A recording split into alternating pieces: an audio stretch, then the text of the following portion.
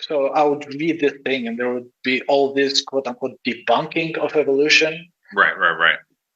And then at school, I would study biology with a lot of ardor because I really liked it. And at the end of each chapter, there would be this transitory, like this little paragraph saying, well, we studied X family and we're transitioning to the Y family of animals, and here's how this evolved from that. And I would be like, I pray that I don't get asked in school to like rely on the, like to recite it, so to speak, this paragraph. Right. Because like I would either be lying or I would be sinning, kind of thing. We're going to devote our energies to sports and gardening, all the cultural pursuits as far as they're concerned. In fact, we're going to put the goons to sleep. Meanwhile, we dig.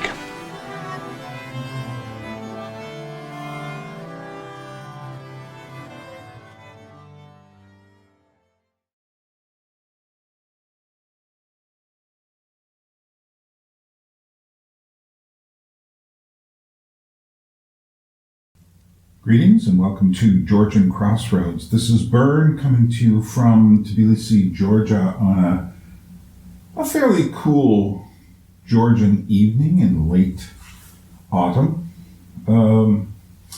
Today, in our Anadromous Dialogue, remember, Anadromous means swimming against the stream, we have the privilege of talking to someone from a country most of you probably don't know anything about, and that includes me as well.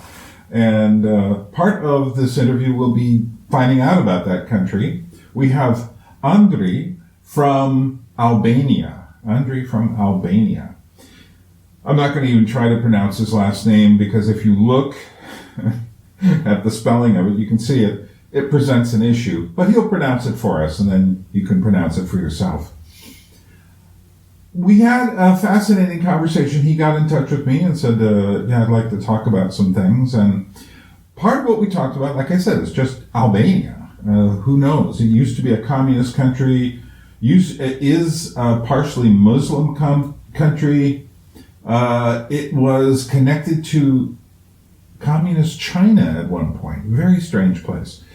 In many ways, I mean, I live in Georgia in the Caucasus Mountains with an alphabet that looks positively psychedelic, with a language disconnected from everything else. And yet, Albania is, in many ways, a more obscure country than Georgia, and we'll find out a bit why. He also talks about how he ended up finding this little corner of the internet through some of the channels that he had been watching.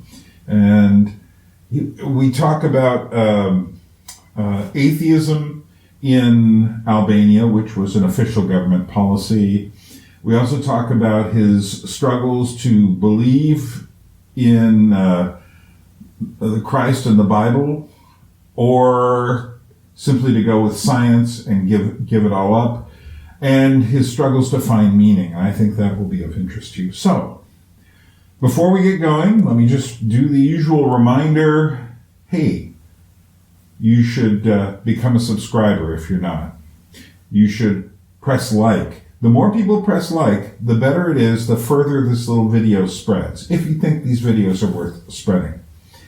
You could hit the bell icon. That'll let you know when I drop videos, since they're sometimes erratic. And, oh yeah, if you feel like financially contributing, I know we're in a strange era financially. I am too. And so anything you would choose to give, there is a PayPal link below. Feel free to use that. And let us go meet Andri from Albania.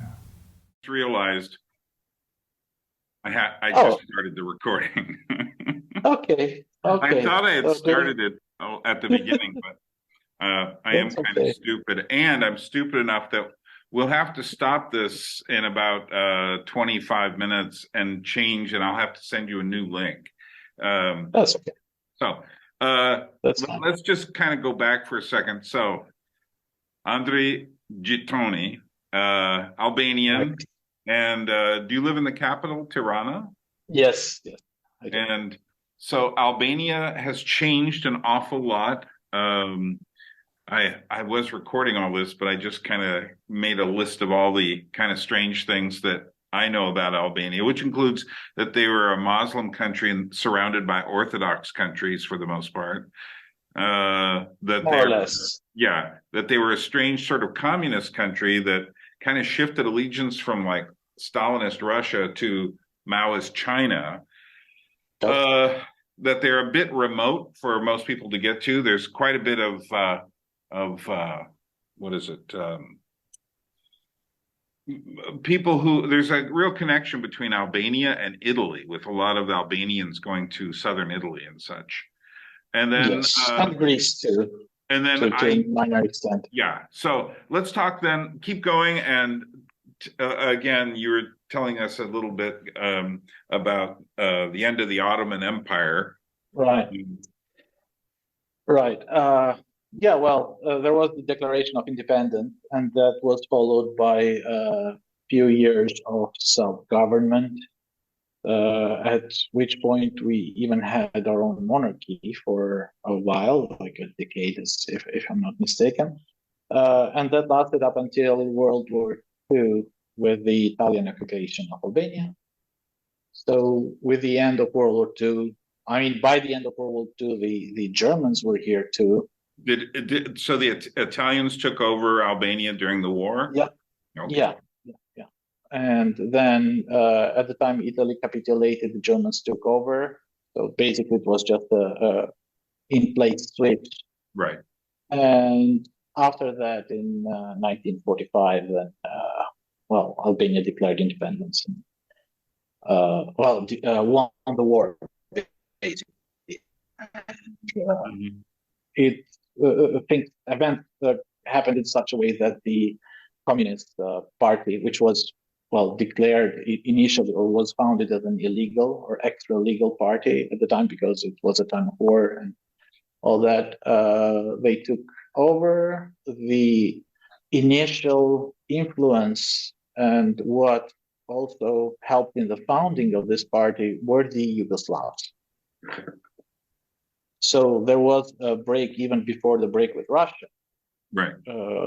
With the Yugoslavs, there was a break, and that moved Albania to align more with Russia. As far as I understand, Stalin was a hero figure to our dictator, and with Stalin's death, which was, as I've been told, was something of a national mourning situation here. Mm-hmm. So people, even at the time when Stalin was not well, I don't really know the details, but there was this popular movement that would donate years of their life to Stalin, sort of in gesture, that sort of thing. And right. After Stalin's death, not long after, we broke up with Russia because of their not being communist enough. Right. Yeah, a lot of people probably aren't familiar with the whole story of Yugoslavia and Tito. And the Yugoslavians lost over 1 million people in World War II, which is something that I don't even know that much about. And I know a lot about World War II, but it's just one of these sideshows in the war that was big. But Tito's brand of communism was very, very different than the Russian brand. But absolutely. And so Albania, though, was more connected to the Russian brand. But then when Stalin dies, they're like, they're seeing what's happening with the power struggle in the Soviet Union and decide Mao is the better Stalinist. Well, I don't really know the details of why the alignment with China happened, but I suspect it was mostly due to economical reasons. Right.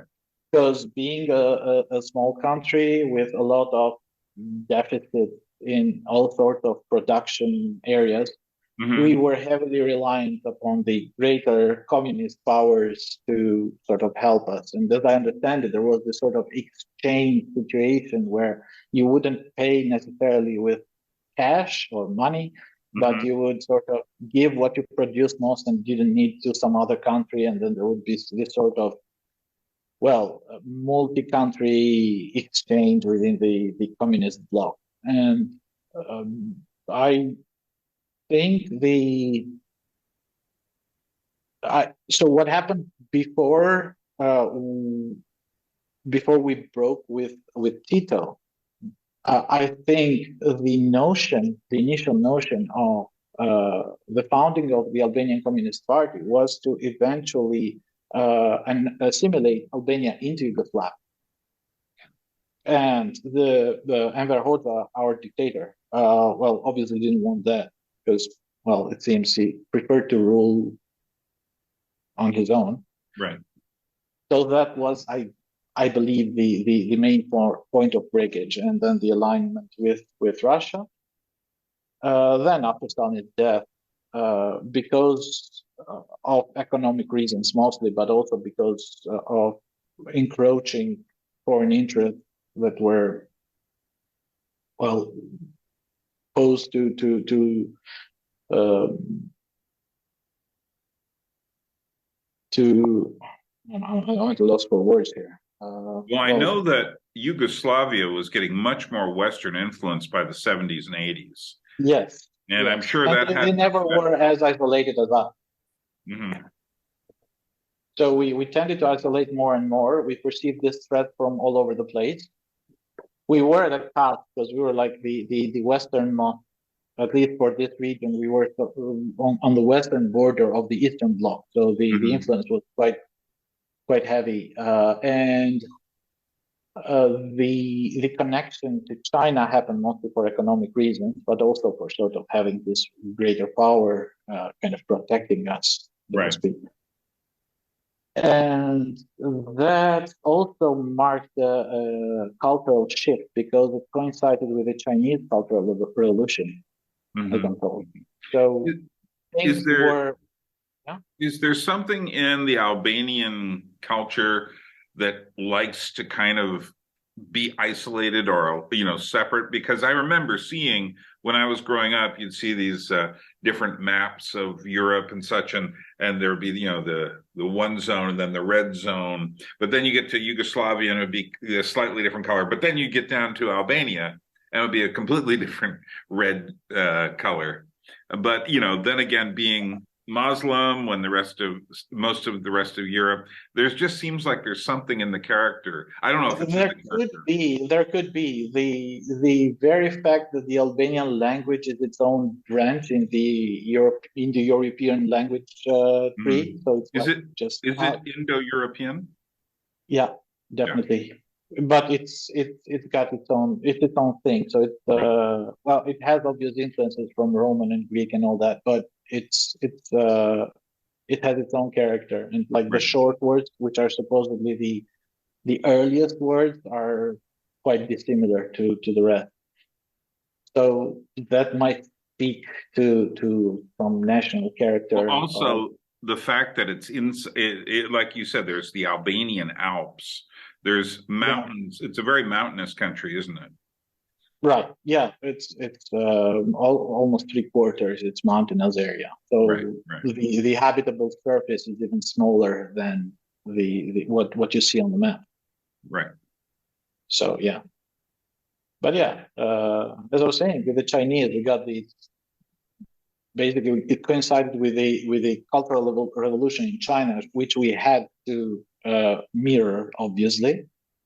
So before then, I've been told, at least on the cultural side of things, Albania was a bit more liberal than what it became after the cultural revolution.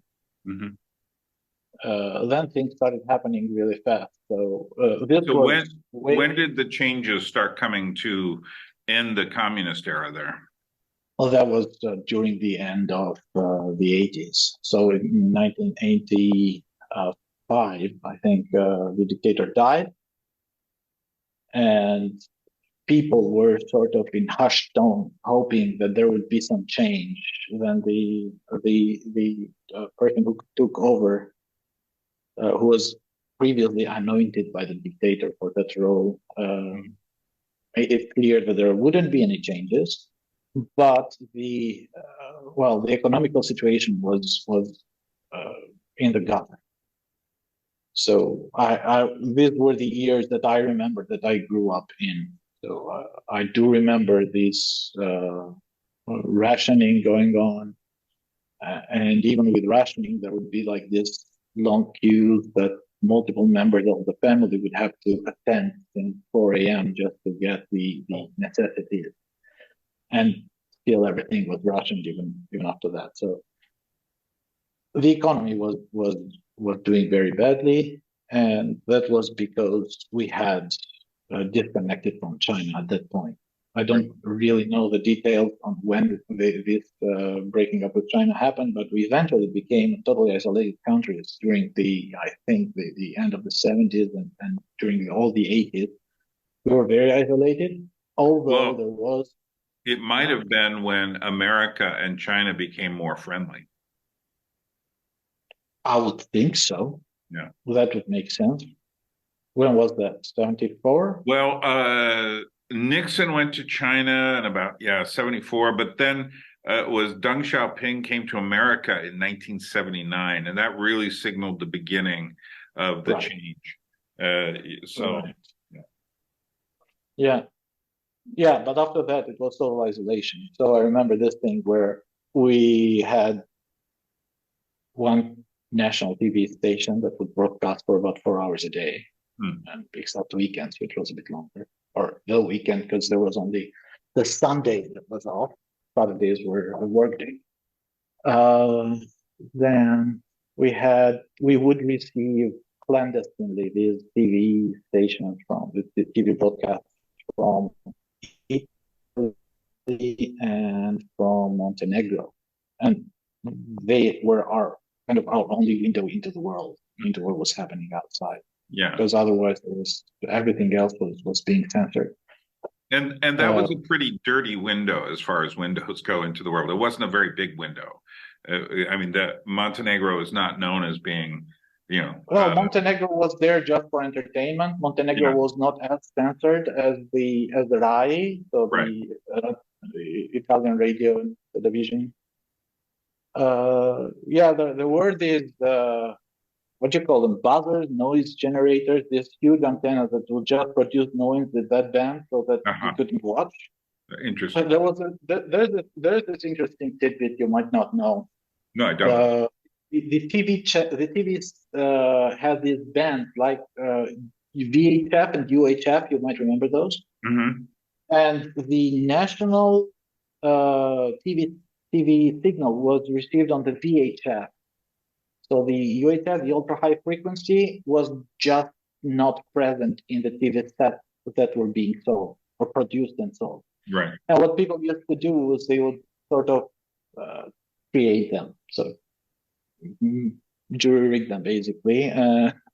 One of the missing elements was I think that they were the clandestine schemas or electronic schemas going on, like how do you call it? Electronic layout.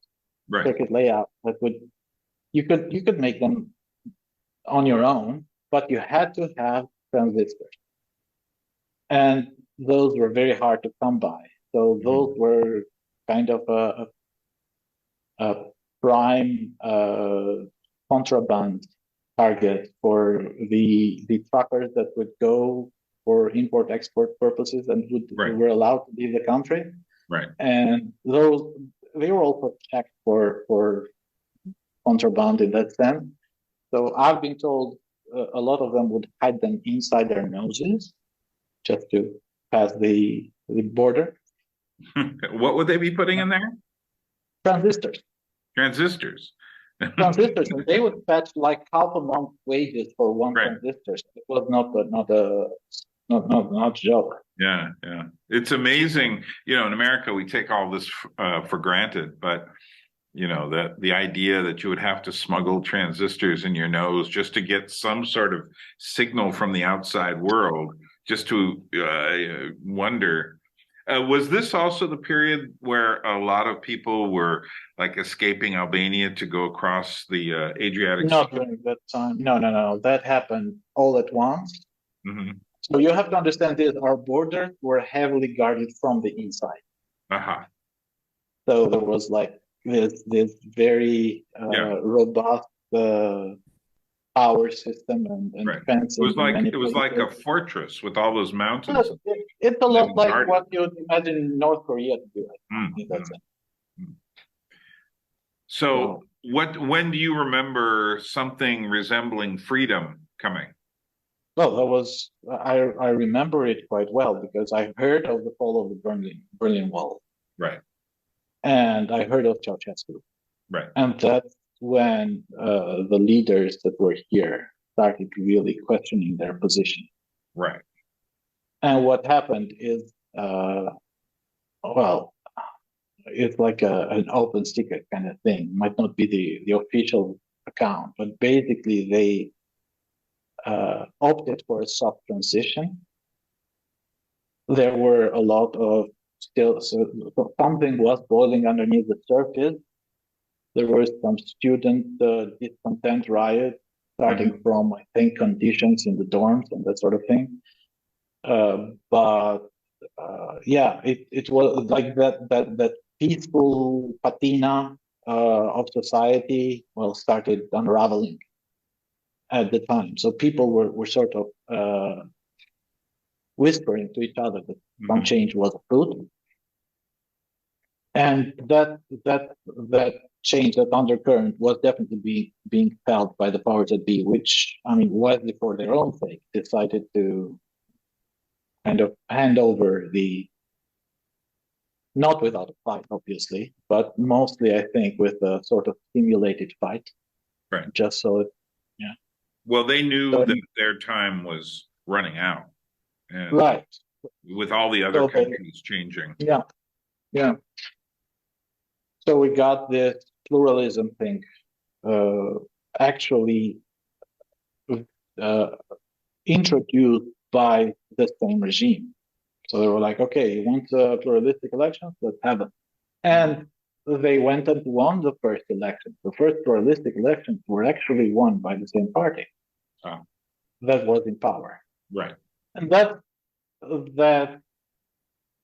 partly because of their having the power, and as I remember it, the people were just afraid to voice their dissent, even in the voting booth. Mm-hmm. Like you can imagine in small villages, for instance, where everybody knows everybody, right. You don't want to step out of line. Basically, right. Also the quote unquote freedom wins just reached there a bit later.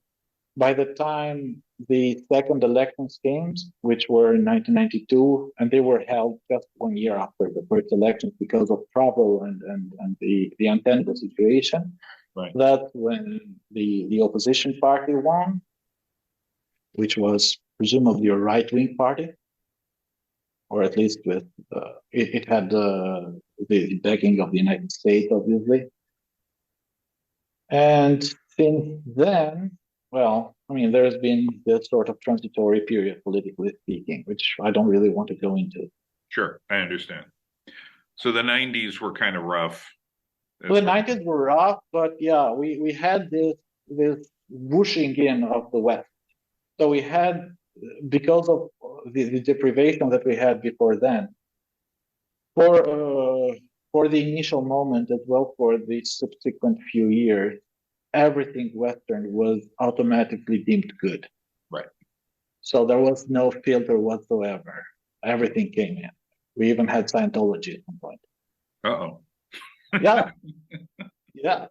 I mean, that didn't sorry. It was funny because I just recently I learned that what's it called? The Church of Scientology, they had very ambitious plans for Albania. They wanted to create this 3-state area with Albania, Greece, and I think Bulgaria or Macedonia. I don't know. this huge state that would be Scientologists.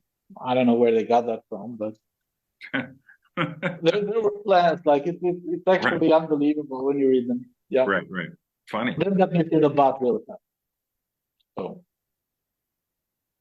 and we had this. So we started getting this. We had this massive emigration wave, like people going out of the country, even before, especially before the official regime change. So there was this thing where people would just hop the embassy wall and would just reside in well, any embassy they could find. The German embassy bore the brunt of it, if I remember correctly. And pretty much at the same time, there's that ship that you remember, the ship that sailed to Italy. So there's that. Plus, in a much less glamorous way, a lot of people were just crossing the border to Greece, because at this point the border was no longer being guarded, like from the inside at least. So people were just crossing to Greece, and there was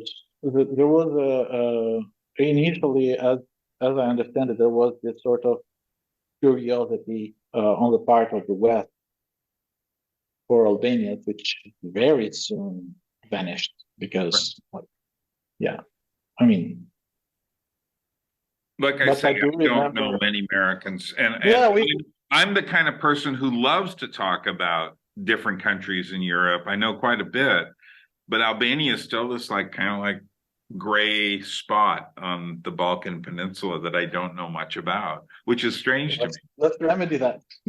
Yes.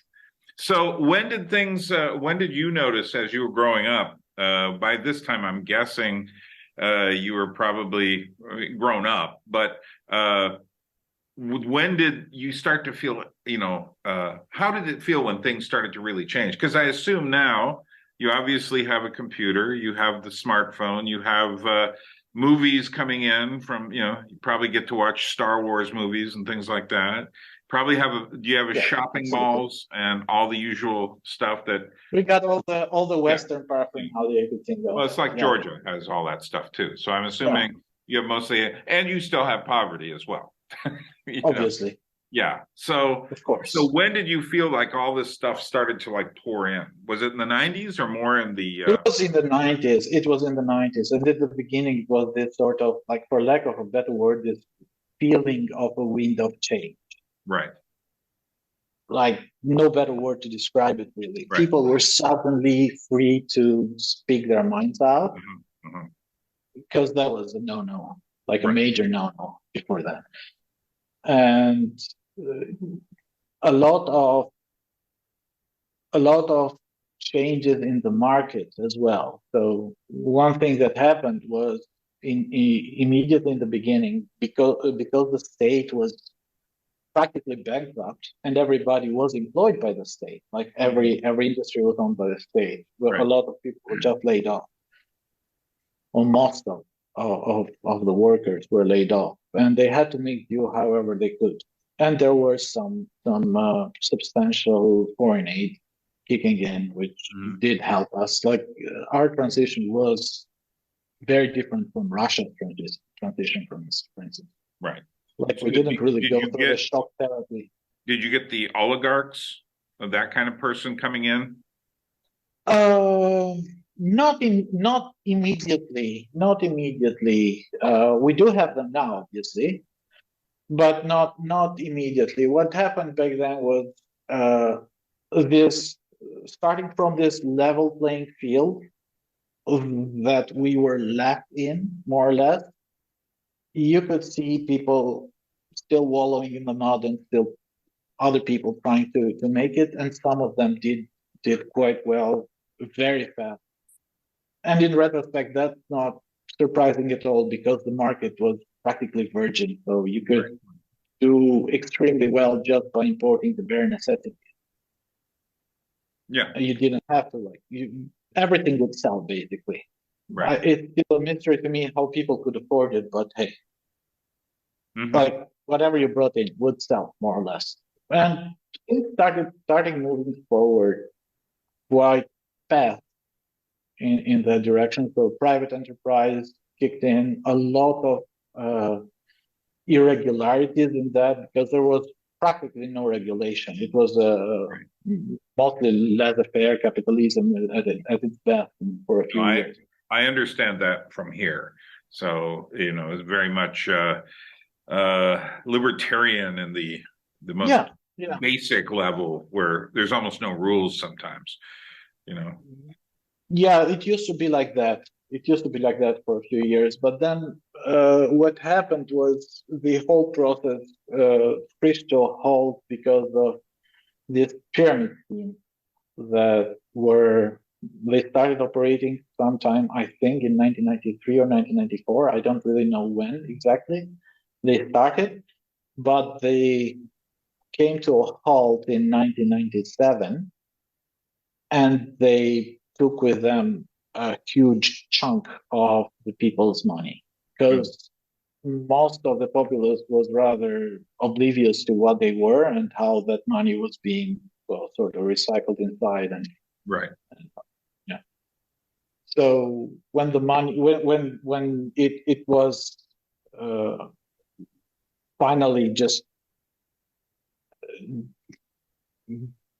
decided or disclosed that there was no money left, a riot started. Mm-hmm. I'm very vague on what really happened. I don't really know. I don't really think that anybody knows, like officially at least. But what happened was that the ammunition depots were busted open, and suddenly all the populace was armed. Uh-huh. In a fortnight. So wow. Yeah, it was total chaos for about a year and a bit.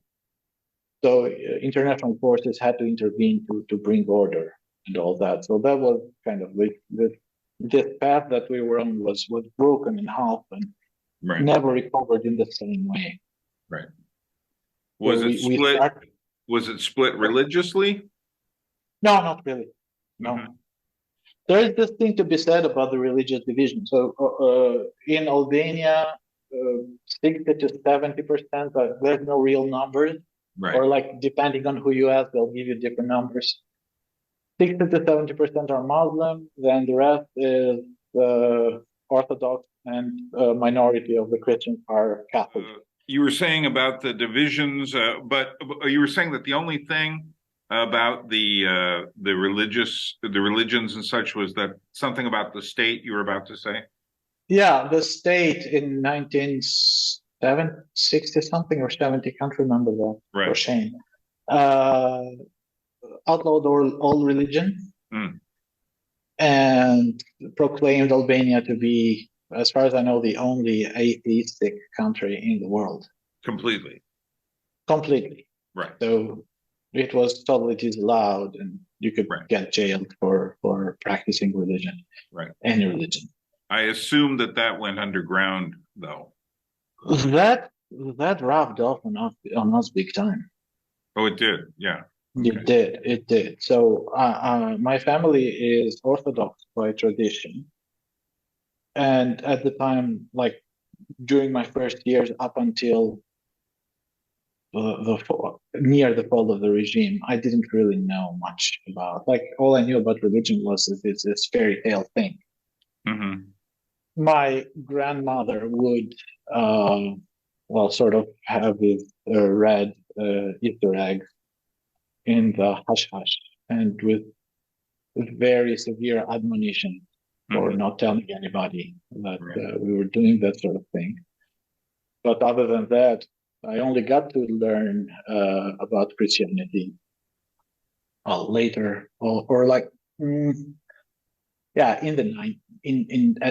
about 1990, I would say. Right. When things were definitely starting to fall apart. So was the government like that brutal to be able to do that to everyone?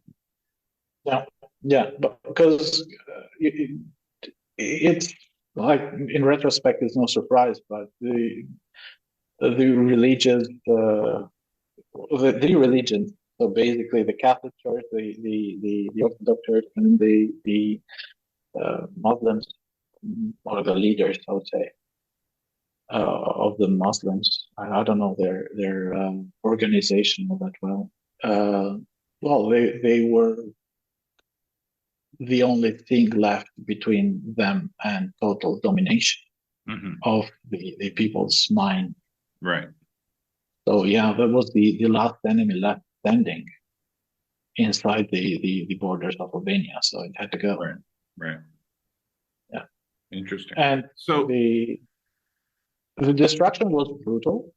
So there were a lot of churches and mosques just razed to the ground, and some of them were spared by turning them into silos or sometimes like youth recreational centers, that sort of thing. Pretty much what seems to be happening in Europe nowadays. Yeah. So now I know one of the things that you've mentioned to me in writing to me is that you see something happening now that is related to all of the stuff and the computers and all the media and everything coming in and the way people are living their lives. Am I correct in thinking that that's really having an effect? You mean the current happenings around the world? No, yeah, in Albania itself. In Albania, we're basically on autopilot now. So our driving motives are much like those of the West. It's just that we're comparatively poorer, I think, but that's about it. So there is no our identity has been eroded quite a lot. So there is this nationalism that I don't think is really holding up water here. It's just this way of feeling better about ourselves. Right. Just being. Well, Albania has had many periods, it seems, in which something came in and then something else came to erase it. And then something else was built, then something else came to erase it, which is in some way like the Czech Republic, which is now considered to be one of the most atheistic countries on earth. And they had been Catholic, and then they became Protestant 100 years before Martin Luther. Not everybody, but many of them through Jan Hus. And then there was a battle with the Austrians in 1620 that essentially made it illegal to have any of those churches. It made it illegal to speak Czech in public. You could only speak German, and that lasted for hundreds of years. And then eventually they became communist just to make sure everything was. And so then what was left was kind of this black humor and just this sense of what's the point? And yet at the same time, they're very similar to Germans. But could it be that it's? I'm not sure. Like I can speak about the Czech. Right. But I mean, I can barely speak about Albania, to be fair. But could it be that, like, at least for us, I guess it must have been this sort of drive, survival drive, that would force us to adapt or be annihilated. Right. I would guess. And yeah, the sounds like the parallels with the Czechs are there in that regard. Right. Well, it seems like Albania, even more than the Czech Republic, because they were right in the middle of Europe. Albania is often this weird little corner that a lot of people don't get to. And it's almost like a ghost country. You know, it's like it has a history, but a lot of that history has also been, you know, no one knows exactly what it is because of the nature of the history. That and like you were saying about the sense of nationalism, is that very strong? Well, depending on who you ask. Yeah. Depending on who you ask. I would say it was cultivated by force mostly during the communist times, because they needed to have something to rally our people together. and religion wasn't it. Right. And communism was maybe too high and lofty for the masses. So they really tried to create this story, this myth of the Albanian people, which I'm not saying is non-existent, but it's definitely distorted from what the reality Right. must have been. And I'm not qualified to really speak about it because all I know is what I've been taught at school, and it's hard to trust that. It's hard to trust that, but then the alternatives are like the Balkans is in this situation where all the states have something to bicker about between each other. Mm-hmm. So if you don't trust your own narrative, you're bound to fall prey to the neighbor's narrative, if you will. Right. That's not any better. So right. Yeah, that whole area has just had so much chaos. Yeah, really. But also to be fair, there's this thing where I personally, I consider myself Albanian as much as any other Albanian, I guess. But I have at least 1/8 of Greek blood, and I have at least 1/16 of Romanian blood. Right. And my wife has got some Serbian ancestors as well, and some Greek ancestors. So it's this thing where everything moves. Depends on what labels you give to when. That's the thing, though, about that whole area is it's all these little smaller countries and regions, and so you can't help but having a bit of cross mingling between them. Absolutely, yeah. So it's very difficult to create this illusory border about one's nationality, at least in terms of the way that they came into the world. Yeah. So from your position in Albania, as you look out through the internet, I don't know if you've done much traveling, but how do you see things developing? Like, I got the feeling that you had gotten over your romanticism about the West. What are you seeing now? Me personally, or what is the feeling around here? Or whatever, either. Well, as I said, around here, everything seems to be on autopilot. So I'm not going to go into that all that much. Frankly, personally, I have been more outward looking in where I got my ideas from and my connections from. So I tried to get into the internet as soon as I could, and was heavily influenced by all sorts of dialogue happening around the world. In that sense, I would consider at least my viewpoint to be more like internationally oriented than locally oriented. What I'm seeing, like in the last few years, well, this sort of homogenization that I don't really like, or my country at least. So culturally speaking, it seems to be in heavy decline. So we did have this after the communist regime. We did have this sort of spring where all this suppressed creativity would try and show itself and express itself. That didn't last very long, though. And I think the 1997, well, we call it civil war as well here. It was not technically one because there was no fight, but it was the uprising, right? That put a stop to it. So the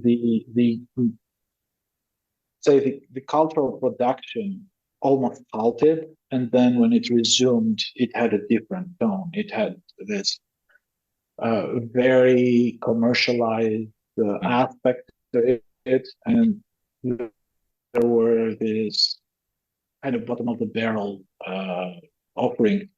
Things like local singers would just straight out copy Greek or Turkish songs and just plaster some Albanian lyrics into it and sell them as their own. Sure. That sort of I thing. know that kind of, you're talking about kind of pop music and such, that it just, local pop, rock, rap, whatever. It's like everywhere.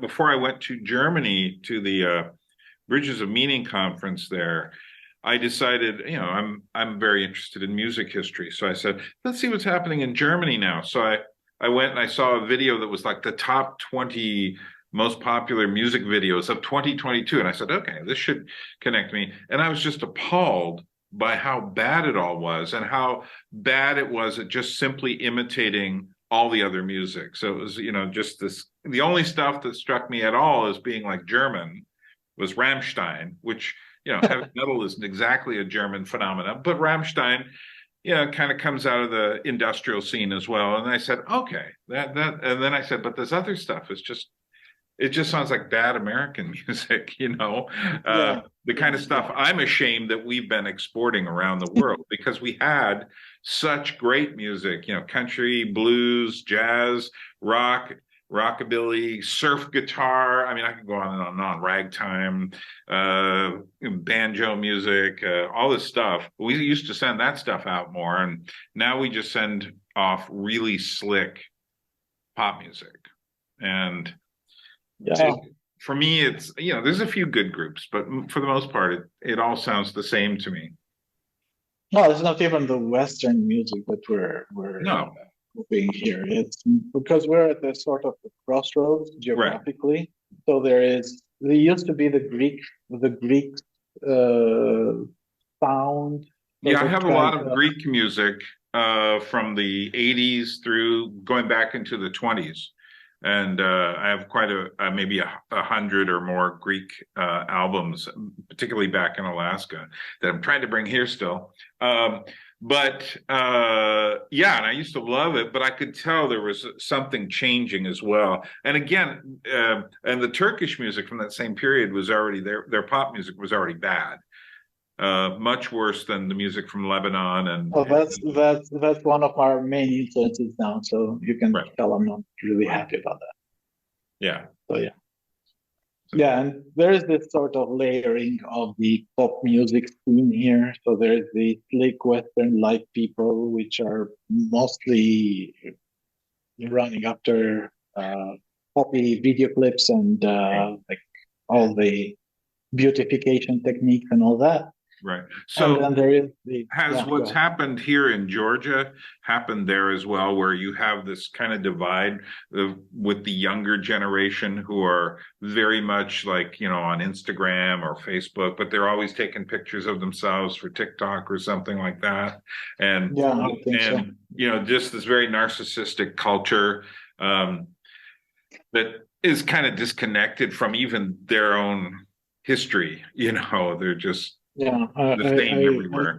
I have a friend who owns this nice locale, and it's got a beautiful swimming pool in it. And one of the best things about that swimming pool is that there's no music playing, so you can just enjoy silence there. Yeah.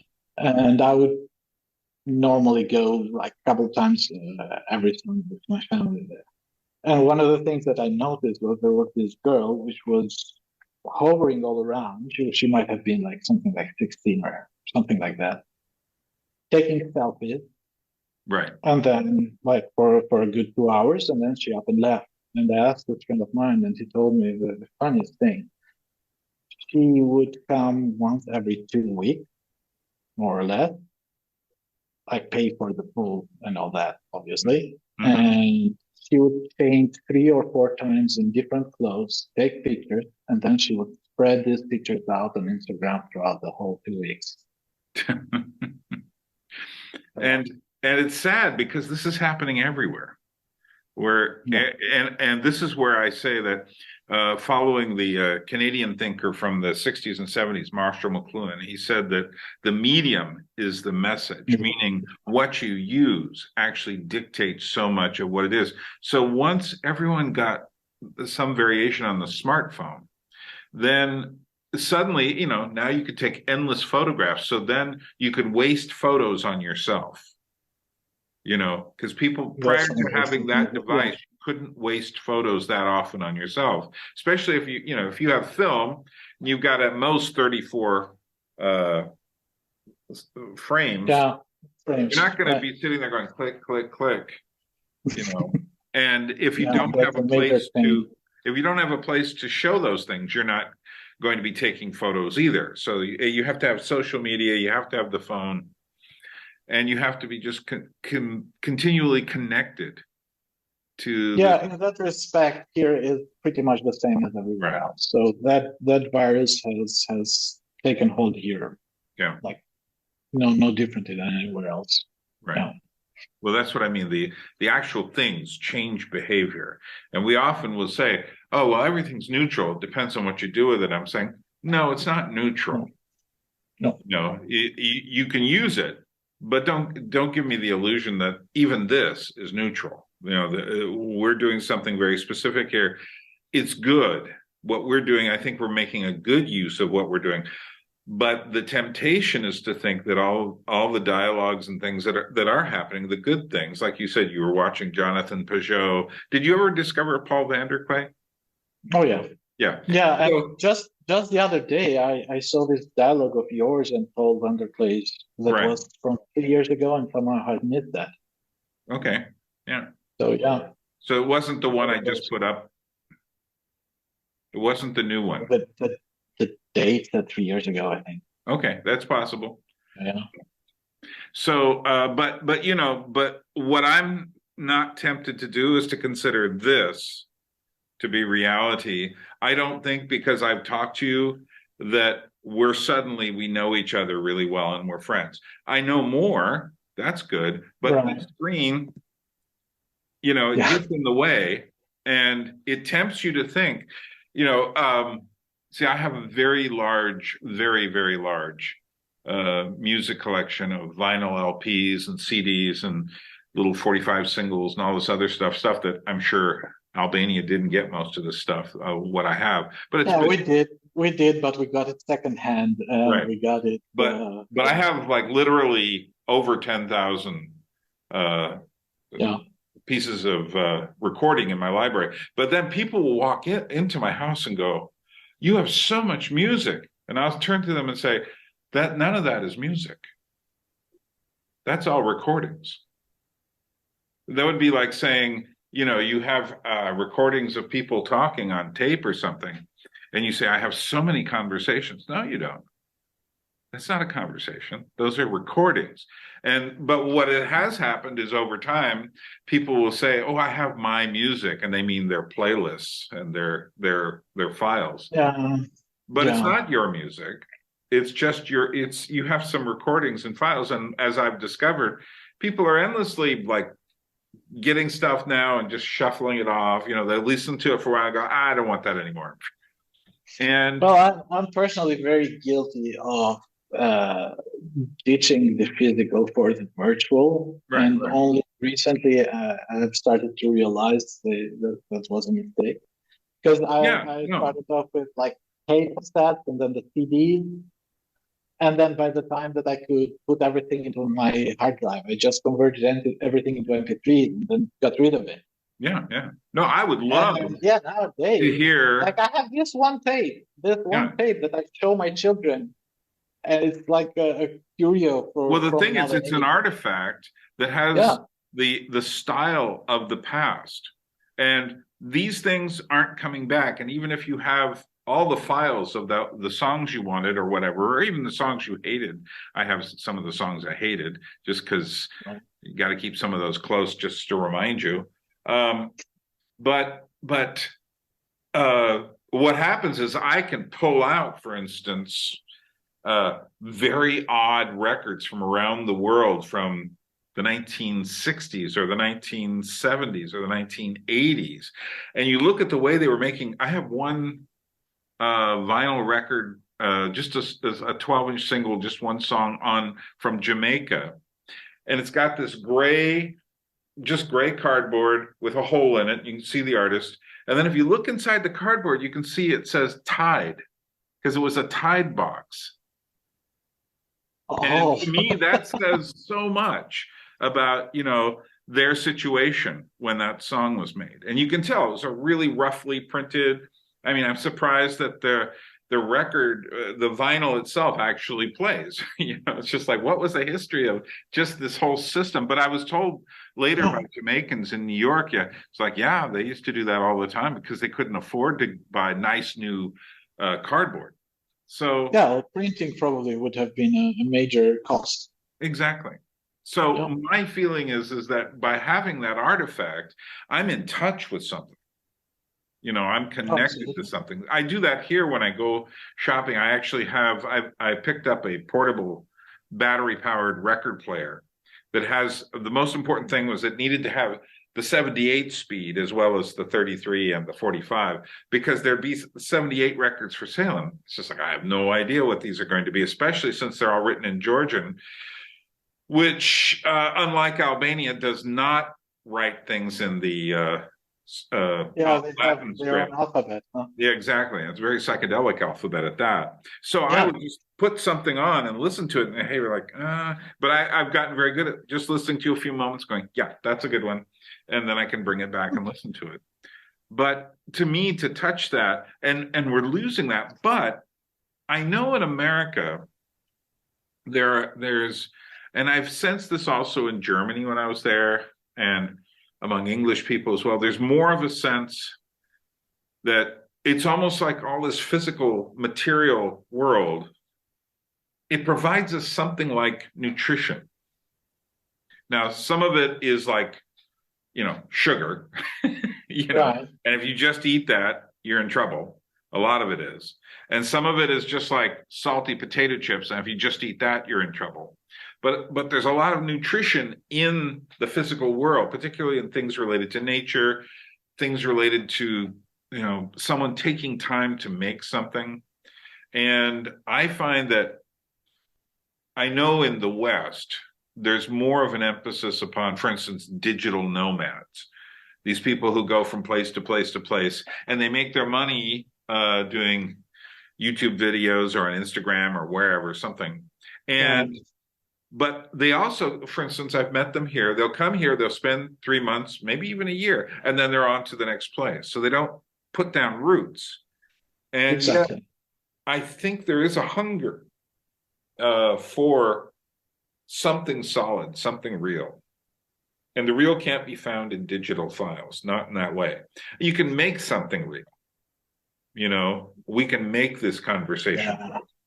I am kind of trying to I'm half-minded with that. I see what you're saying.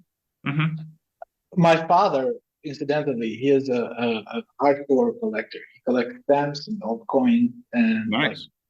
Also all sorts of very curious things of a bygone era. Bygone meaning mostly things that even I wouldn't know what to do with them.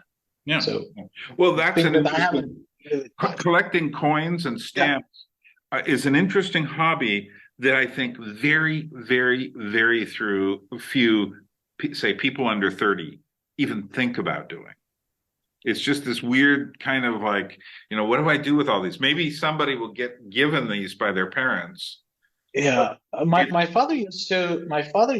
There were these clubs, after school clubs, the pioneers clubs. Sure. They were called back in the day. And my father used to teach in one of these, like it was called the philately club. Yeah, that's the stamp. Right? And basically all they would do there is they would go there and learn how to build albums, stamp albums by hand. Right. And at the end of the week or of the month, I don't know, my father would hand out some stamps to enrich all the collections of the kids that would go there. I am sure that in Albania, to get a certain kind of strange stamp from some country that you've never seen this stamp before was really important. Yes. So your collection worth was measured by the number of countries that you had. So if you had some rare African country, that would be worth. But what's happened is we no longer consider countries to be rare. That's true. I can right now get online, find somebody in Papua New Guinea, and get into some sort of conversation with them, and maybe within a day be talking to them. And I think I know who they are. I don't know any. I mean, I do. I know more about New Guinea than most people do who are, say, Western, because I've thought a lot about it. But at the same time, I don't really know. And so we're tempted to think, ooh, Japan, I want to go to Japan. And then you get there, and then the reality comes. I mean, I did a lot of research before coming to Georgia. And I read the national poet, Rustaveli from the Middle Ages. I listened to lots of music. I watched videos of dancing. I noticed what the script looked like, but I also noticed there was some English written around. I said, and that the younger people knew English. So I thought, I'm going to go there, and I think I'll be able to swim. Well, I got here, and the first day I got here, this is 2016, just to visit, was like, where am I? Because it wasn't anything. It was nice to know all of that stuff. And every now and then I'll tell someone I read the national poet, and they'll be like, really? And they're really happy for me. But the truth is, the way everybody actually lived was like someone took my world and went upside down with it. And certain things I think it's more of a gradient. Like you basically are coming from the opposite side of the world. Oh, absolutely. With the lifestyle gradient wise. But also, if you're in America, you learn more about China and Japan and Korea and Costa Rica and Peru and Brazil than anybody ever hears about Georgia. I would say it's the same. Like barring it's the same with Albania because of the cultural hegemony. Basically, you're supposed to know how Americans live. That's the emulation. Well, yes, everybody knows about us. Yeah, so there's an asymmetry in that. But and it's interesting to me talking to, like, I've got a couple younger friends who work at the Carrefour, the French store next door to me. And I go over there and I get into a conversation with them, and and they are absolutely their vision of America is just like we wouldn't recognize it in America, because they think, oh, it's New York City, Washington D.C., Florida is big on their list, Texas, Southern California, San Francisco. And then it all kind of, I mean, when I say I came from Alaska, they'll often go, oh, but they don't really know what I'm talking about. And I talked to this one girl yesterday, and I was just telling her about some of the things we would do in Alaska. And like how I fell into a river where the water was only 2 degrees. That's like 34 degrees for you. Is that Fahrenheit or? 2 degrees Fahrenheit, you mean? No, 2 degrees Celsius. But 34 for the Americans. But the point is, that is cold. Yeah. That is very, very cold. I also told her that in the little town that I come from, we're also on the coast because there's a fjord that goes way inland. And so on the 1st of January, they have this thing where it's called the polar bear swim, where people just go and jump into the freezing water and then come out again and immediately and this was just so strange to her. And I realized, yeah, I guess that is kind of strange if you look at it from this perspective. But no, I think weather-wise, Georgia is more or less like Albania in that sort of with the exception of the high mountains. The high mountains are actually more similar to where I was staying in Alaska. Alaska. Yeah, but I don't live there. So the summers are really hot. Right. But So what do you do there, by the way? Oh, here is my office. So I couldn't have this conversation at home because of the kids. So So but what kind of work do you do? Oh, I'm a programmer. Okay. Well, that pays the rent. So it does. No, it not just that. I've been a computer maniac since I was a kid. Okay. My even before the follow the communist regime. Like I was fortunate enough to actually see a computer when I was Well, like third grade. You told me you discovered me through my conversation with Jonathan Sure. Peugeot. How did you discover him and that whole world? That was through Jordan Peterson. So And how then did everybody how did you start Jordan. paying attention to Jordan Peterson? Actually, I bumped into his website, not his videos, Right. about a year before he got the Bylsi 16 fame. Right.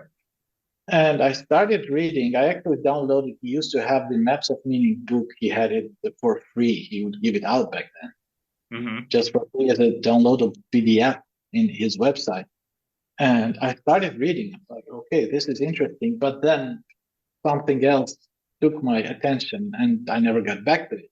But by the time that he rose to fame, it took me a bit, like maybe a week, to realize, hey, look, it's this guy. Oh, right. That I've been reading before. But yeah, the whole thing, like especially his Bible lectures, right, those were really important to me. I think they were very important to a lot of people. Oh, I can imagine. But yeah, we used to have this atheism very deeply rooted in here, like in such little time. And here it happened by force. In the West, it happened by sort of,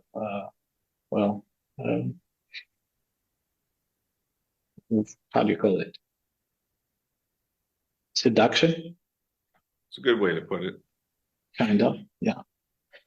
So, and the whole, like there was an upspring, right, of religion, like in the early 90s, but it was very confused because the previously established religions took a while to rebuild. And at that time, there were a lot of Western, this different sects of Christianity, like from all over the West, like Mormons included, and even Jehovah's Witnesses, for the matter, they still have foothold here.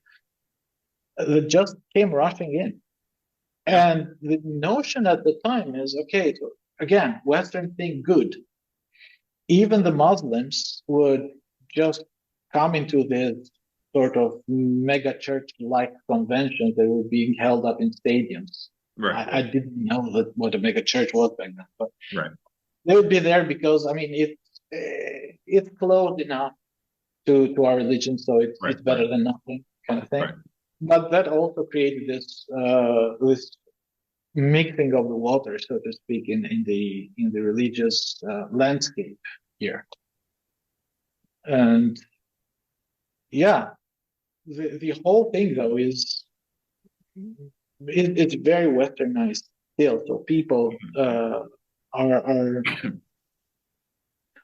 they still categorize themselves as like either, well, in this case, Christian in general, or Orthodox and Catholic, or Muslims. But mostly due to their parents and their tradition. So yeah, and I personally had this sort of atheistic period, a bit separately from when I found that it was the thing in vogue. When was that? In the 2005-ish thing? Yeah. In the internet, yeah.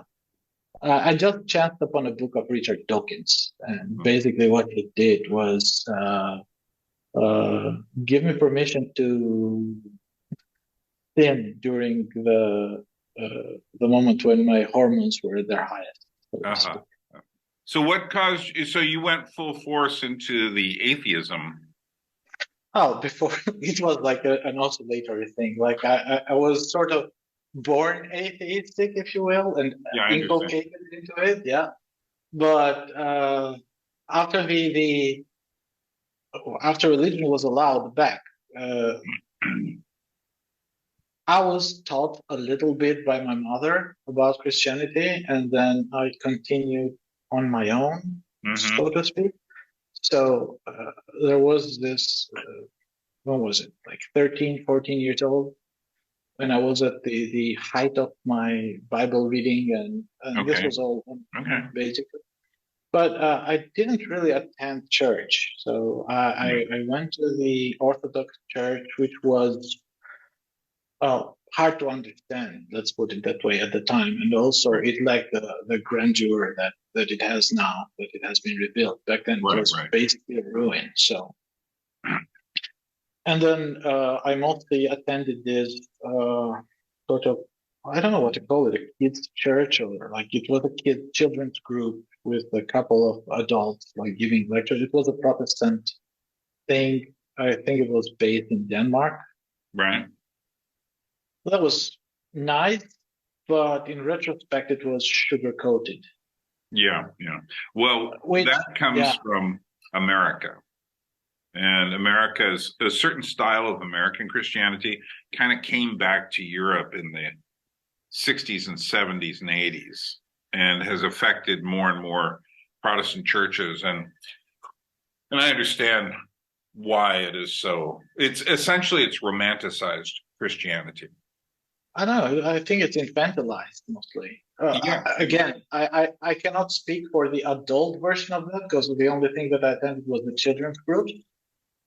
But one of the takeaways, at least for me, was by virtue of being a child, I'm automatically saved because let the children come to me, for there is the kingdom, that sort of thing, right? And it's like, okay, I'm a child, I qualified, so I don't have to worry much, right?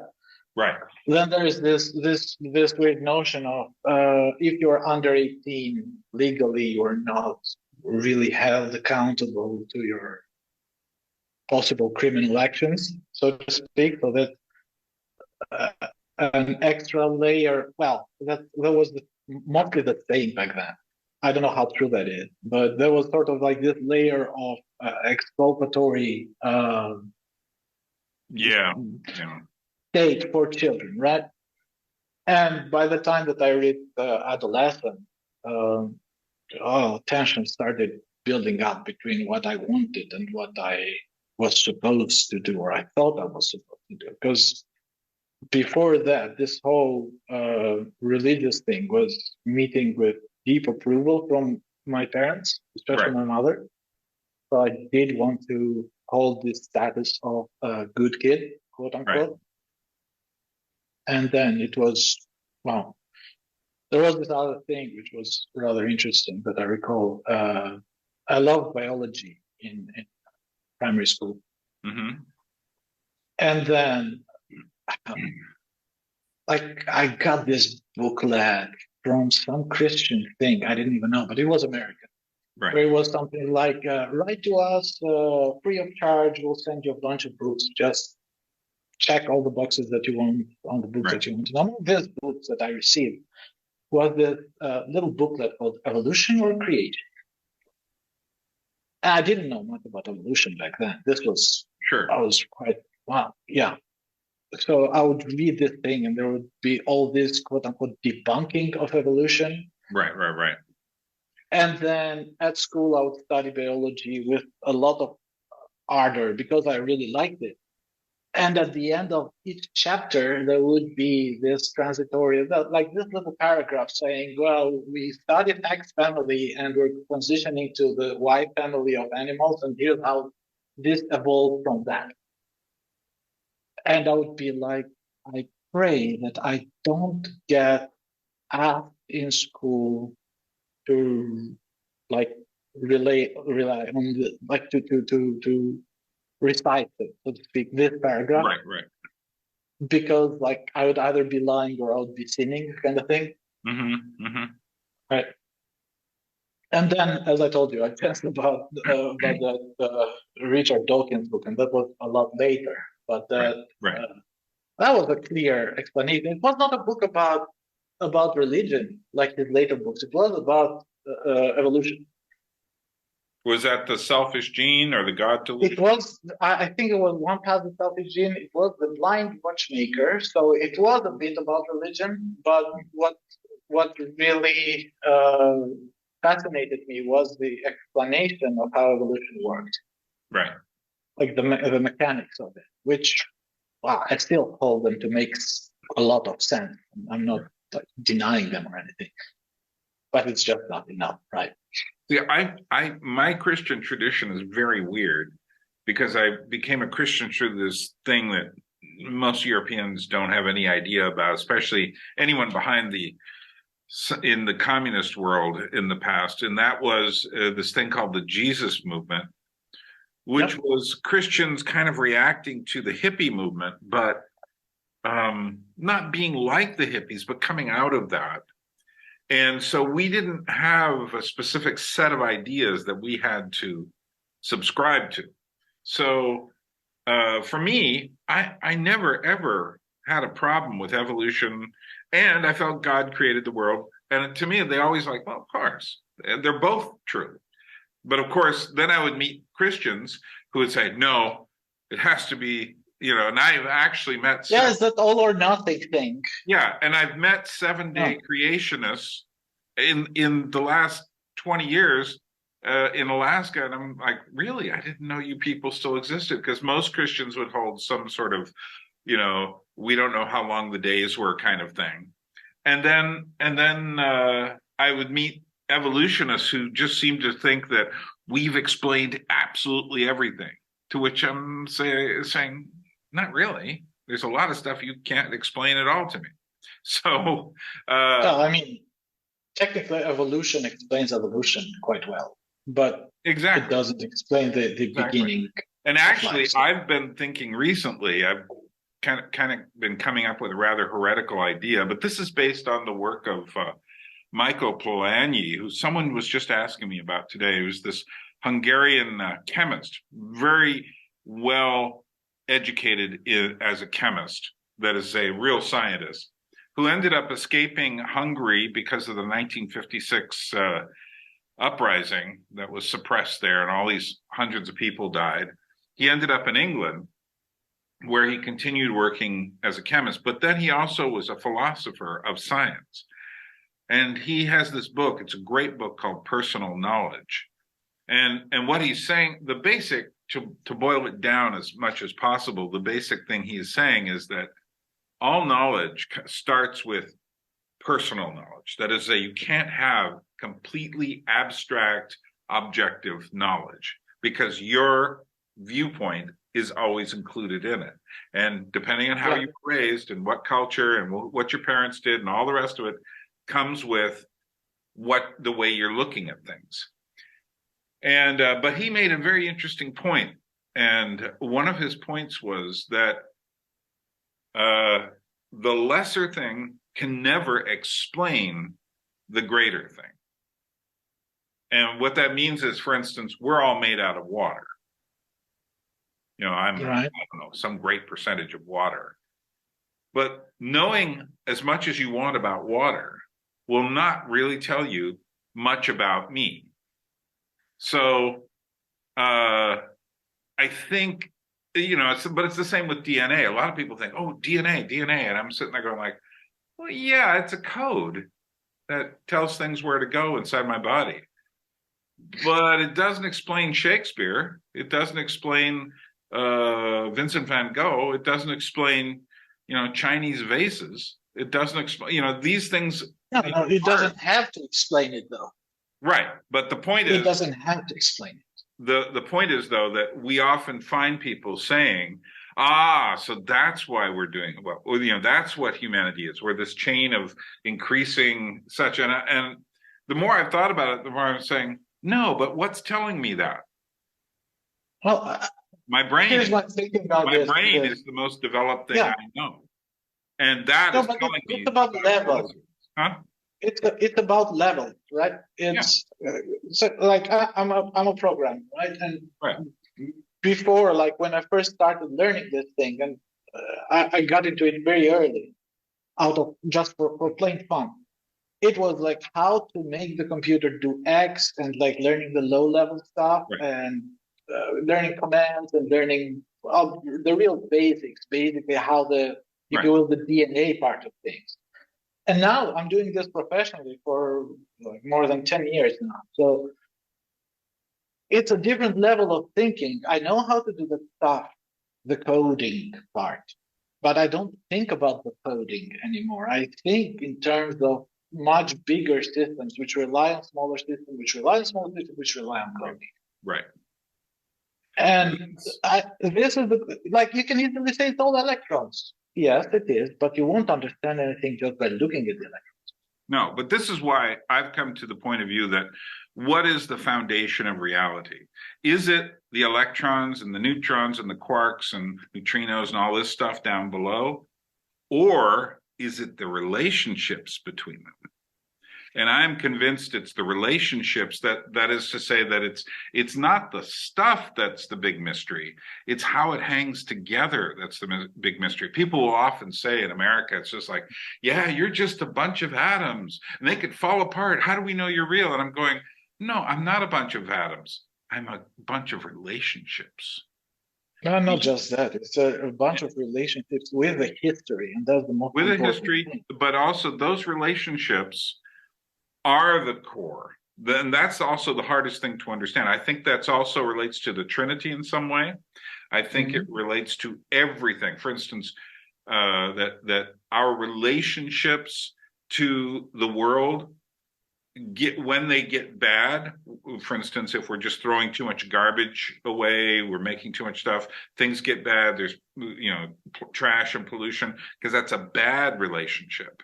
And evil seems to hover around bad relationship, that things somehow get selfish or somehow get lazy. And I think that what people like Dawkins don't understand, he's very much a materialist, but he doesn't understand that it's not the material itself. And when you add relationship into the mix, suddenly the whole game is up again. That is to say, but it's a lot. We've explained the material, but not. Yeah, it's a lot like the Sam Harris, Jordan Peterson talk, right? There is a disconnect in there that one part doesn't seem to really understand the other's viewpoint, like at all. Like not agree with it, but even be able to look at things from that viewpoint. Mm-hmm. Mm-hmm. Well, and I think that part is the materialist. It's not bilateral. Well, I think it's an accident. I think that when Galileo and Copernicus and Van Leeuwenhoek and Tycho Brahe and all these great early scientists, who most of them believed in God in some way, most of them had no problems with God in the world. But what's interesting is they got involved with weighing and measuring everything. But what they left out of the equation was the thing in time. So, and the reason I think they left out the time factor is because in that era, no one had a particular problem with time. This is what I also point out in my texture lecture that I put on a video, is that no one has asked questions about texture because we've lost our textures slowly over time, so that now it's an issue. I mean, this is also what I'm doing with my videos coming up. I've got the introductory video on the cute and the creepy, and I think people are going to be pretty I saw that. disturbed but also fascinated by it, because no one asks questions about all these weird big-eyed things around our environment, the things we give to children, but also the way people identify themselves. I'm absolutely convinced that without the cute, there wouldn't be this whole mess with transgender, because it's one major part of the equation. If you identify with genderless baby-like creatures, you actually get offended as if someone was attacking a baby, which is where the hysteria comes from, because you see yourself as cute being baby-like. But here's the thing most people don't understand. This concept of cute didn't exist 100 years ago. It's new. Yeah. It's new in history. And I enjoy finding those things where that suddenly it's like every now and then something I'll look around and go, where did all of this come from? Suddenly it's here, but where did it's interesting. I remember as a child, I had access to the cartoons that were produced domestically that were very different in their visual style from what could be seen in the West. Right. So this was the 80s, early and late 80s, right? And you had this more realistic, still stylized look for the what was produced here, but more realistic in terms of proportions and in terms of special expressions. Like you didn't have this overly exaggerated expressions, and you didn't have the sort of that what was the Pixar rule, like you have the head be like the body is 1.5 heads tall to make the maximum cute. Right. And here's another interesting thing: is cute comes from the word acute in English. Yeah, I read that. And acute though means sharp, but cute is always connected to rounded, soft objects, which is very strange because how did sharp get to end up as round and soft? Well, that's what I'll deal with eventually. But when has that word, as a word itself, like entered your awareness? The cute.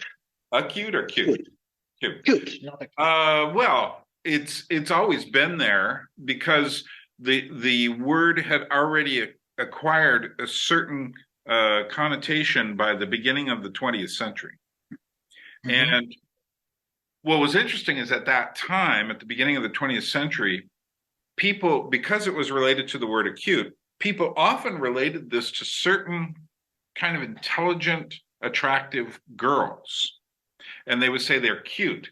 But what they meant is they're sharp. They're sharp. Exactly. They're intelligent. But and this must be an American thing, right?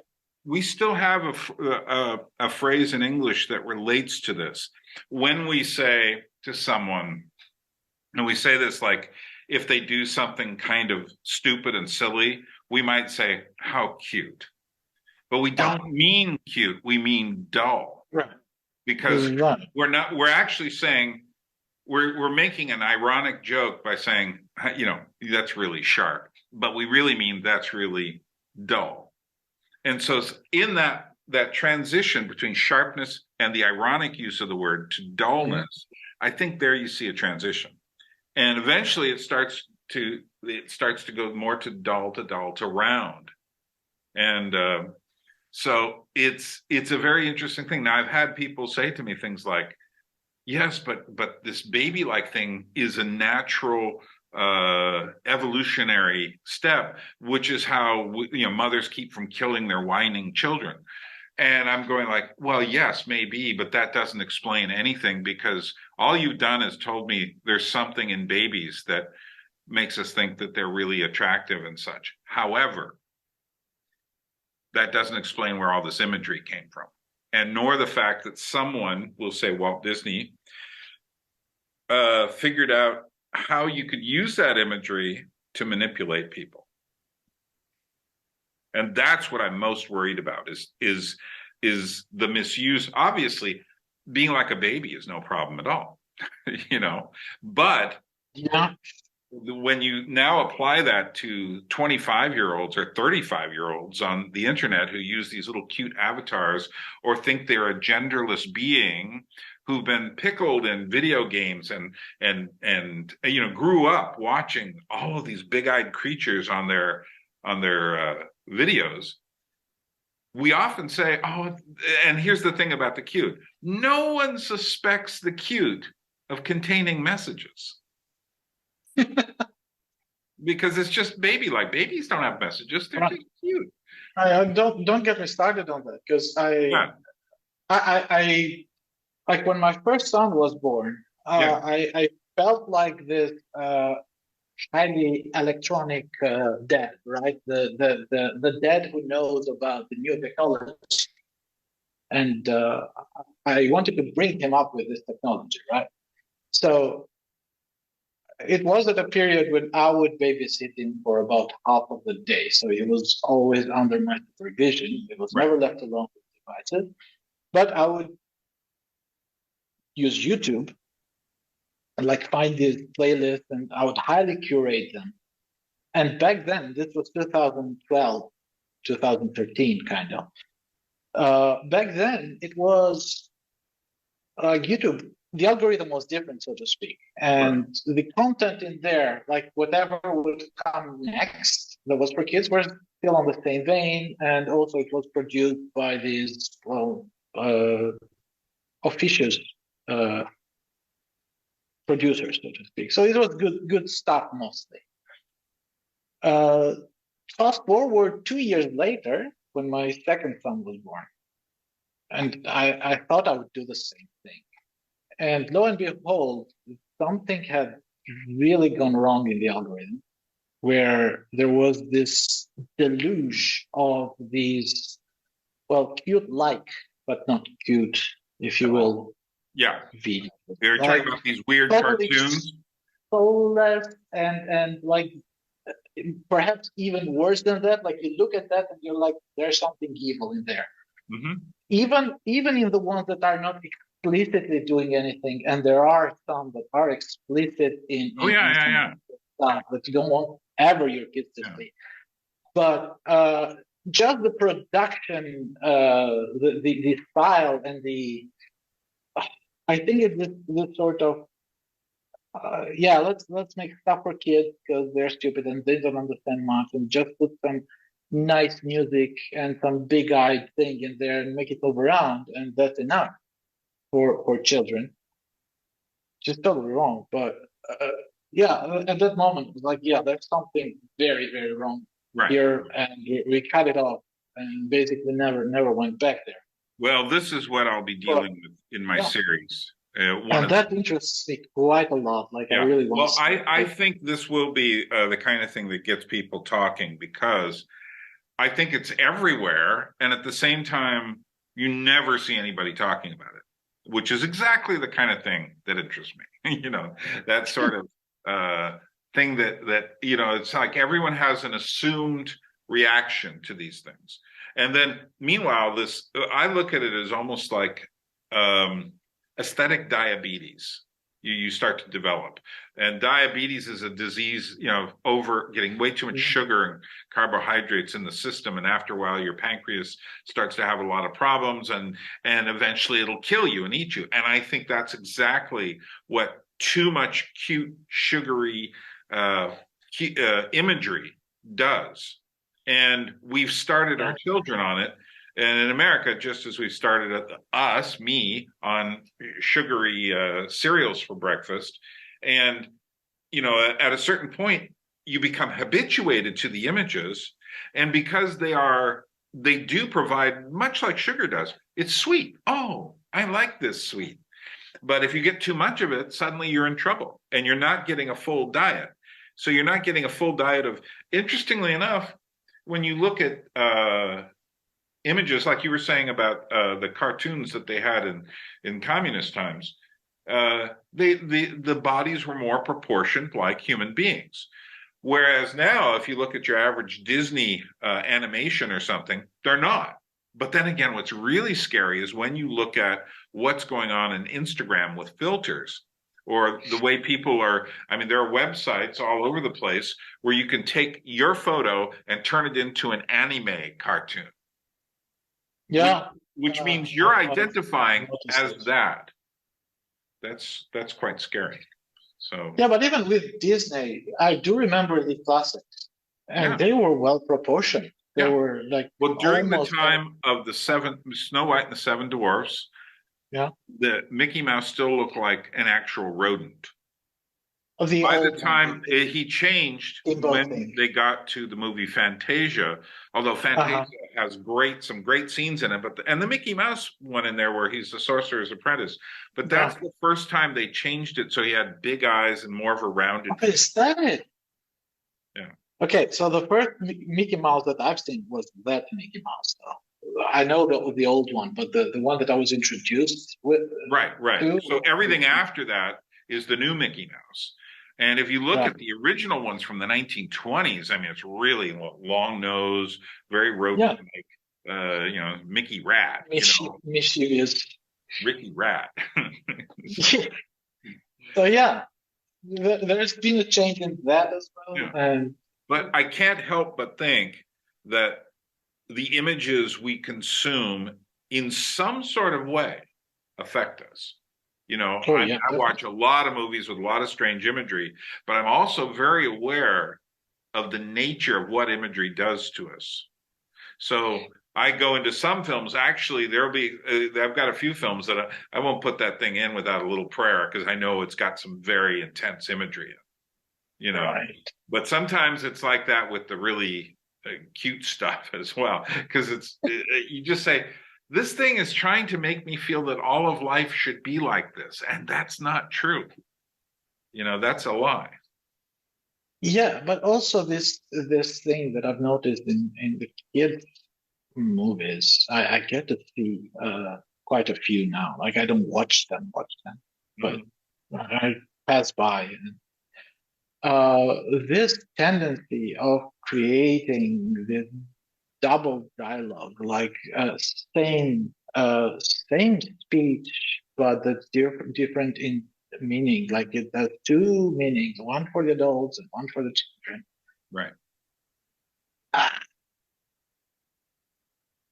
The first time I saw it was with Shrek. Exactly. Right? It was there before, but that's the one where they Probably. really Yeah, that was they perfected heavy there. the idea there. And now I'm like, okay, do I want my kids to watch this or not? Because I'm not. Right. I'm not. It's for sure that they are much more savvy to things that I was not at that age. Right. Well, did you see my the one I just put out a couple of weeks ago on fairy tales? Yes. Yeah, because what that tells me is that children in the past were radically different than they are now. And no one tried to protect them with this sugary, diabetic imagery. Instead, they gave them hard things and told them life is going to be difficult. And you're going to be terrible creatures along the way. And the point is to have courage. And the point is to fight when you have to. And the point is to not expect the world to treat you perfectly. No, and that's, I know in America, we live exactly the opposite of that. Yeah. That's we had a major change back then, because if you watch our films, the Albanian communist era films, obviously due to the propagandistic style, there would be this sort of happy childhood all around, like, the imagery.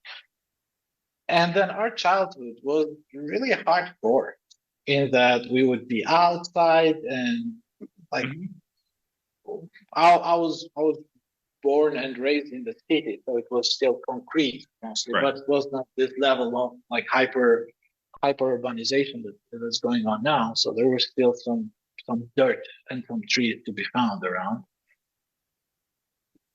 And this change, because I hear it used to be kind of similar in the States as well during pretty much the same period and even before that. And then something changed, and unfortunately it changed at the same time over here as well. Right. So it's the 1980s when it really changed in America. If you remember how we got here on the superficial part of the 1980s, and it was all the blockbuster movies and the kind of toy-like pop music and stuff. And that's the period at which so much changed. And these things got deeper and deeper and more problematic as time passed. Right. So there's something that's bubbling underneath that makes its appearance in the next decade, more or less. Well, it's going to get bigger and bigger, but yeah. Yeah, I fear for what's coming in that regard. Yeah.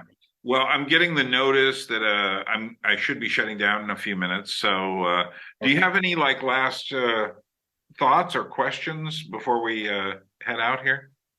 Before we go? Oh, not really. Not really. I enjoyed the conversation, though. Yeah.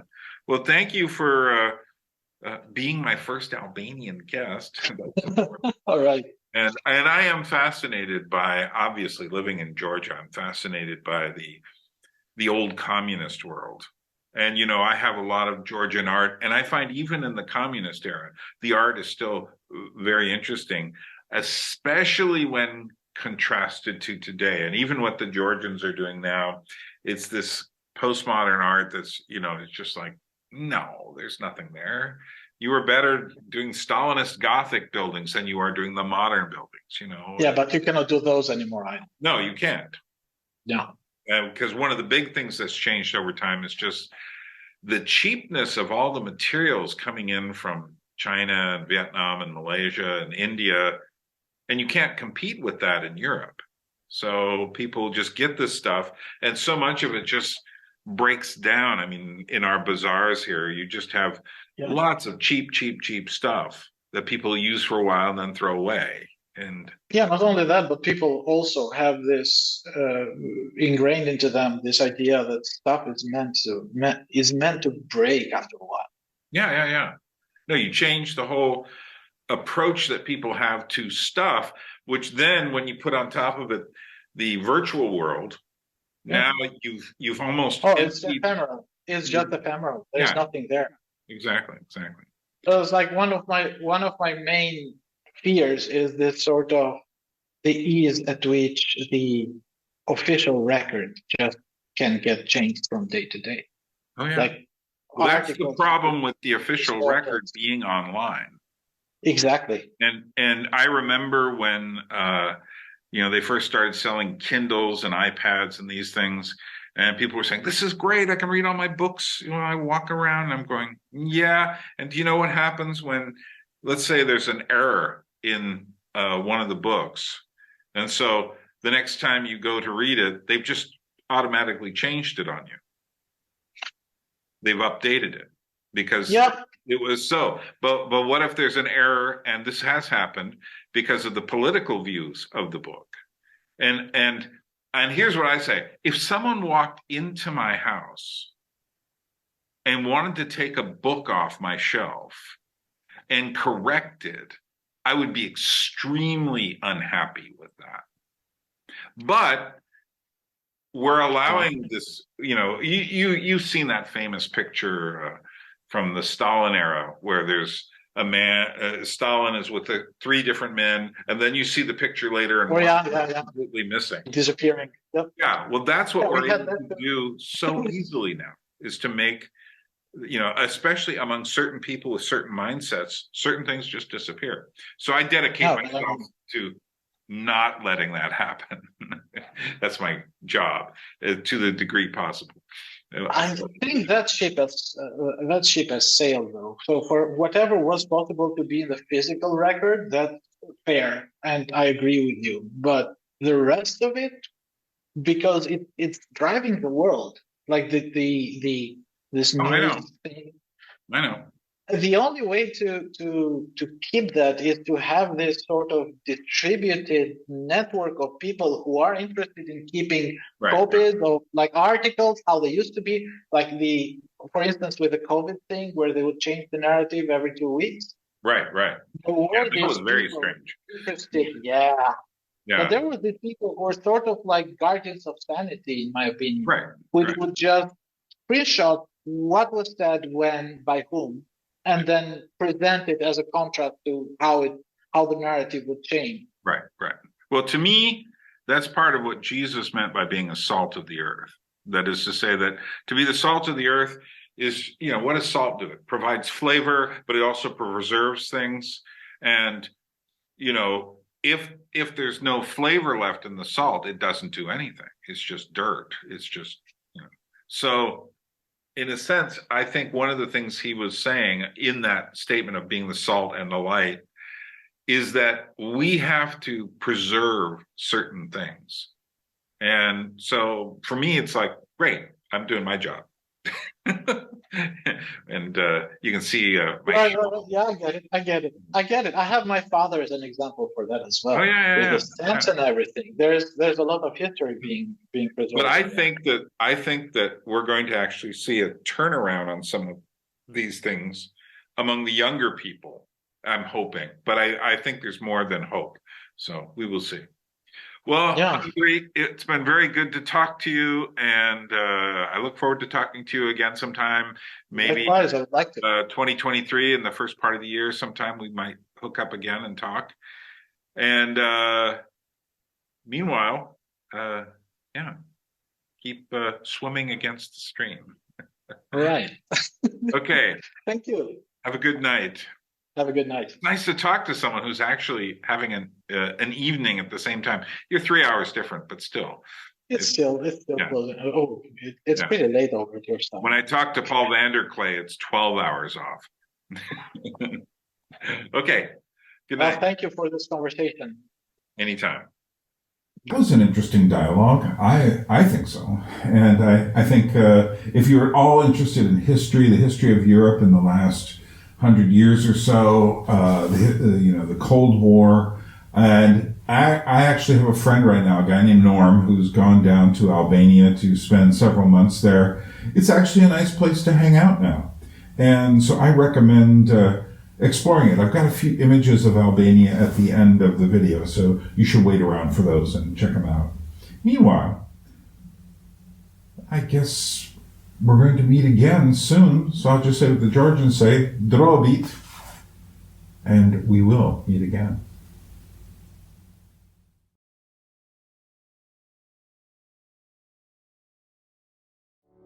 A people without history is not redeemed from time. For history is a pattern of timeless moments.